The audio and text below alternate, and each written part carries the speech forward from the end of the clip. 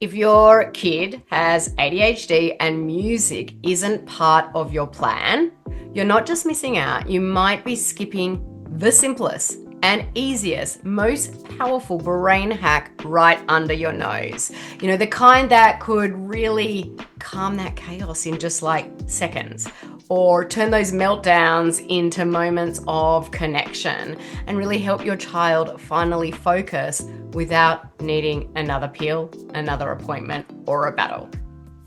Welcome to the Soaring Child podcast, where parents of children with ADHD learn tips and tricks to help their child soar at home, at school, and in life. We feature interviews with experts, medical professionals, and parents just like you who are learning how to reduce ADHD symptoms using food and other natural strategies. Because children with ADHD deserve to soar just like every other child. I'm Dana Kay, your host. Hello parents, this is Dana Kay here with another edition of the Soaring Child podcast. Now, a while back, a mum in our program shared something really beautiful during a group call. She said, we've been working on gut health, we've changed the diet, we're seeing so much progress, but you know what's been surprisingly powerful? Music. She went on to describe how certain songs helped her daughter transition between activities without, a meltdown, how rhythm really calmed her during moments of overwhelm, and how music created a connection that they really hadn't felt in a long time. And that conversation, reminded me just how many tools that we have at our fingertips to support our kiddos, and how powerful something as simple as music can be. And so today I am joined by Samantha. She is a neurodivergent board certified music therapist. She's a positive discipline parent guide and a mum to 3 autistic children. And she brings, both that lived experience and deep clinical expertise to her work. And she's helping families use music really in intentional, research-backed ways to support emotional regulation, focus, and connection. So if you've ever seen your child completely light up or completely calm down when the music starts, this episode will help you understand why that happens and really how to harness it to help your child thrive. Samantha, welcome to the show. Thank you. It's good to be here. I'm really excited for you to be here, and I have been wanting to do an episode for so long on music therapy. And when our paths crossed, I was like, I had to get you on the show. So I'm really, really grateful and excited about this episode. So tell us, so for parents who are totally new to this concept, what exactly is music therapy? How is it different from just listening to music at home or in the car? Yeah, there are so many benefits that people can get from just listening to music, playing music, all of that. But with music therapy, we're really targeting non-musical goals using music. So we work on social skills, communication, motor, cognitive, social emotional, all those different skills. We're working on that using music. And music is really cool because it can access more of your brain than anything else. And so it can make new neural pathways in your brain to help you be able to do those things that you might not have been able to do before. Wow, it goes quite deep, and I don't know the extent of music therapy, so that's why I'm really excited to sort of delve deep into it. Why do you think that approach or that music really resonates so strongly, particularly with neurodivergent kids, especially those with ADHD or sensory challenges? I think, well, first of all, I really like this quote that says, when words fail, music speaks. And I think Beautiful. that's why kids who are neurodivergent kind of gravitate to music because they can express themselves without using words. There's so many communication differences between neurodivergent and neurotypical kids and people that music can kind of unify them and they can both understand music where maybe words are harder to understand. And so I think that's why a lot of neurodivergent kids gravitate to music so they can express themselves. And then it provides like the calming effect. So if you're Mm. overstimulated and you listen to a certain song or you play certain music, then you're just able to calm down, and it can do that better than other things that they might have tried in the past. I love that quote that you shared. And I love that you're talking about it from this communication standpoint that you can communicate through music. I just know it really helps with my mood. Sometimes, when I'm down or I'm need a bit of a lift, I turn that music on so loud. And I don't know about you, but I dance around the kitchen, when no one's watching, or I do it in front of my 15-year-old son and he gets really, really embarrassed. But I just love how you're coming from this untalked about angle. And I can see how powerful that could be. So can you just sort of walk us through what a typical music therapy session might look like for a child with ADHD? What what happens? What are the goals? What are the outcomes that you focus on? Well, it's very child-centered, so that it just depends on Mm, the child themselves, like what they need help with. So for ADHD, a lot of times we work on attention building. So mm, being able to stay engaged in a task for a longer period of time than if before you do music therapy. So that might be one of the goals that we work on. It might be impulse control that we might work on that. And so to do that, we always start with a hello song or a hello activity. Some kids really don't like a hello song. And so we might just do like an improvisation or something like that just to get, but we do the same thing every time just to get the activity, the session started. And then to work on attention, I mean, there's infinite number of things you can do. One of the things that I like to do is a copy me thing where I sing a song about copying me and I say, when Sam plays, and then I play something on the bells, on a drum, on just an instrument, and then I say, you play, and then they play what I was playing. And so they have to listen and then they have to copy what I was doing. And so they have to really pay attention to what I'm doing. And that's helping build the brain to sustain the attention longer. And then for impulse control, a lot of times I'll play a song and then we'll stop. And they have to stop when I say stop, and the music stops with it, and it's very, it's in a pattern, so they know when it's coming. But then as we get stronger in that area, I might just stop in the middle of the song and say, stop, and then they have to stop and then they have to wait until I say, okay, it's time to go. And then I start singing the song again. So those are just kind of two of the different things that we might work on. We can use writing, music, songwriting. That's what I'm trying to say. Songwriting. I use GarageBand a lot with kids. Especially with emotional regulation. mm. So we talk about different emotions and then we write songs about those emotions and use GarageBand to record those songs. And then I'm able to send the songs to their parents and then they can keep them. And the kids really love that. And so we just do different interventions depending on what the kid needs. And then we always close with a goodbye song or a goodbye activity. Oh my gosh, I think every child needs music therapy. And I mean, just how you explained it, it makes so much sense and could be so beneficial, not even just for neurodivergent kids, but for anyone. I mean, I always talk about my little son. He's my little one. He'll be always be my baby. He's 11 now, but he could definitely benefit from this. He doesn't have ADHD or neurodivergency, but I can totally see that this would help him develop his frontal lobe because we know that that's totally under construction for every child out there. And I loved how you tailor it to the child. Um, can you explain to the listeners? I know that sometimes when we play music, a child might calm down or focuses better when that music is playing. Can you sort of explain what's going on in the brain? What's actually happening deep in that brain and that body during that moment?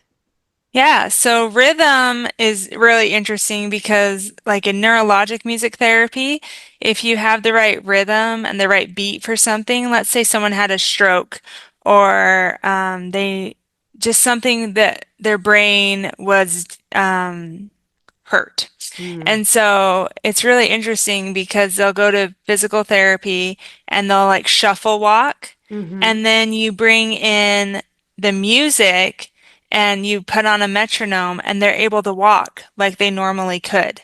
And Wow. so the rhythm is organizing the brain in a way that it's able to like function more efficiently and function so that you can do the things that you need to do. And I think that's what happens when, a kid with ADHD has music. The rhythm is very organizing. And so it can calm them down. And when you match the rhythm to like their heart rate or their breathing rate, then it Mm. helps them, calm down a little bit. And then there's this thing called the ISO principle, where if you're angry, you listen to angry music and then you slowly move to calm music or happy music or whatever emotion you want to feel. But you don't just turn on happy music if you're angry. You really want to feel the emotions, move through those emotions, and then move past those emotions so that you don't stay stuck. And music can help do that. Wow. I mean, I just think every listener out here is going to jump off this episode and, head to your website and, start going down the rabbit hole of music therapy because it sounds so powerful and so simple, but not simple. I know that what you do is, really tailored for the child and really in depth, but it's accessible. I think that that's the beauty of it. What you're providing and the way that you're explaining it, it sounds so accessible for so many parents out there. So for a parent that wants to explore music therapy, with a professional, what should they look for? Like, is everyone trained in this? I know that you're a board certified music therapist, and so how do you know if what you should look for when you're searching for someone? Definitely look for board certification. You can go to cbmt.org Hmm. and type in your area, and then it will show all the board certified music therapists. If they're not board certified, then they're not a true music therapist. So to Mm. become board certified, you have to get a degree in music therapy, whether that's a bachelor's degree or a master's degree. You have to do an internship. You have to pass a board certification test, and then you have to keep getting continuing education credits. And so I know there are courses out there that say become a music therapist in 6 weeks. Mm.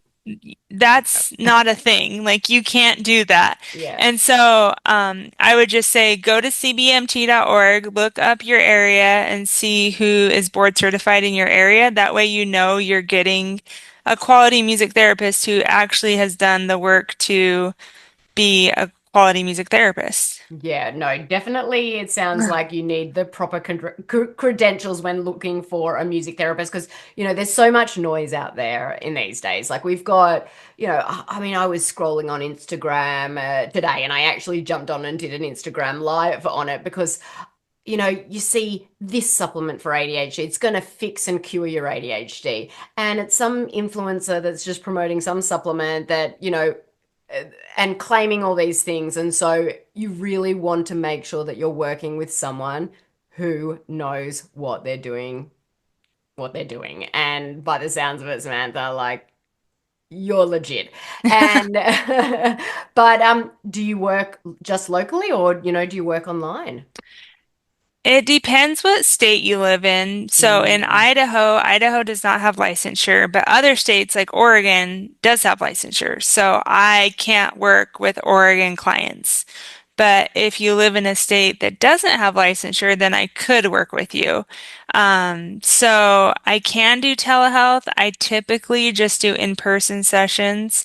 Yeah. But if parents have questions about how to use music with their kid, I'm happy to answer them. I'm happy to help them come up with a plan. But I typically just do in-person sessions in my area. Oh, thank you for sharing that. That's really, really Yeah. generous of you. I know you're also a mum to three neurodivergent children. How has sort of music played a role in your own family's journey? It's really interesting because when my son was born, my oldest son was born, he hated music. I took him to like mommy and me music class Hmm. and he cried through the whole thing. for multiple weeks. And so I'm like, well, this is not what we are going to do. Yeah. And it kind of broke my soul because he didn't like music. But anytime we turned music on, he didn't like it. He would cry. I think it was just too overwhelming for him because he's very sensory avoidant. Mm. So when he turned like 3 or something like that, he decided that he liked the theme song to Cops, and we were only allowed to listen to that song because that's what he liked. And then the song on Top Gun, the theme song on Top Gun, Mhm. we could listen to that song too. Are But you it like was really so over funny. those songs right now? Like Yeah, yeah. yeah, like I'm never listening to those songs again. Yeah, for sure. But as he's gotten older, we've been able to incorporate some music things with him. With my middle son, we do a lot of dance parties. That helps him calm down. That helps him not be so overwhelmed and Mm. overstimulated. And my daughter really likes playing like drums and ukulele. She plays the piano. So it's definitely been different with each kid. But with my first kid, I was so sad. I was like, I'm a music therapist and I can't even use music with him. But That's it's yeah. okay. He likes it now. He actually plays the baritone in his band, and he was like, "Mom, you need to find me a baritone teacher so that I can get private lessons so I can get better." And I was like, "You want private lessons? What is this?" And so yeah, it's kind of awesome to see how far he's come from like where he started. So, That's wonderful, and I love that. I love that story because it just shows how important is that bio individually, and yeah. then and you tailor your sessions to each child. Every child is different, and that story just totally brings it home to support that. Okay, so Samantha, I ask every guest this. If you could share just one small actionable tip that parents can start using today, what would it be? I would say build music breaks into your schedule. So music does so many things, and you don't have to be a trained musician to get the benefits.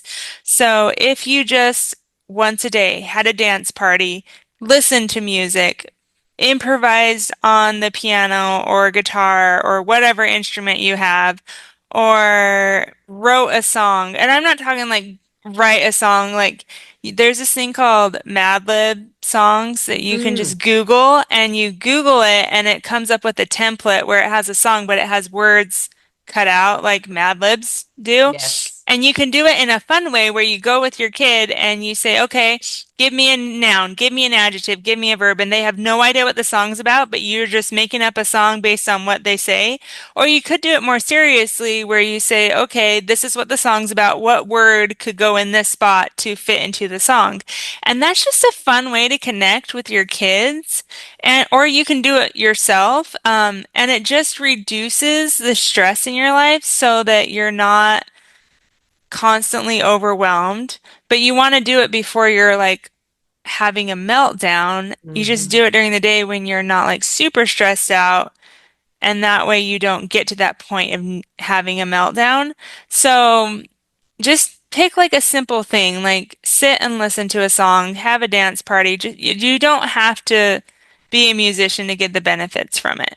That's amazing. And I think that, it's not just beneficial for our children, it's definitely beneficial for us as parents as well, because that overwhelm can be real for sure, especially when you're parenting a neurodiverse child. So thank you so much for sharing that. Samantha, like this episode totally has lit me up, your knowledge, and you can see that passion shining from you when you're talking about this and really sharing your heart today with our listeners. It really is clear that music, it's so much more than just entertainment. It can be super powerful, it's science backed, and it can really sort of bring that regulation and even connection, just that tip that you just shared, and it can bring back that joy, as we all navigate ADHD and neurodivergence.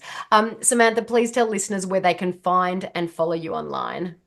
Yeah, you can go to everybrainisdifferent.com, and my socials are on there. Everything about what I do is on there.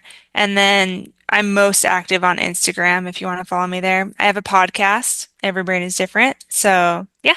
Fantastic. Well, thank you so much for joining us today, Samantha. Yeah, for sure. Thank you. Fabulous. Parents, if you've seen your child light up around music, or if you're simply looking for a more creative way to really support their emotional needs, I really encourage you to start small. Just as Samantha said, that calming playlist or a rhythm game or, a moment of shared singing. Let's not do that in my house though. We're not the best singers, but music can really just open a doorway to that connection and that calm that you might not have expected. And if you found this conversation helpful, please share it with another parent who may be looking for new ways to support their child with ADHD. You never know what tool or what song might change everything for them. Listeners, thank you for tuning into this week's episode of The Soaring Child. I'm Dana Kate, your ADHD health practitioner. Keep on thriving. Thank you for listening to the Soaring Child podcast today. To learn more about how to help your child with ADHD soar using natural strategies, visit our website at adhdthriveinstitute.com and follow us on social media at ADHD Thrive Institute.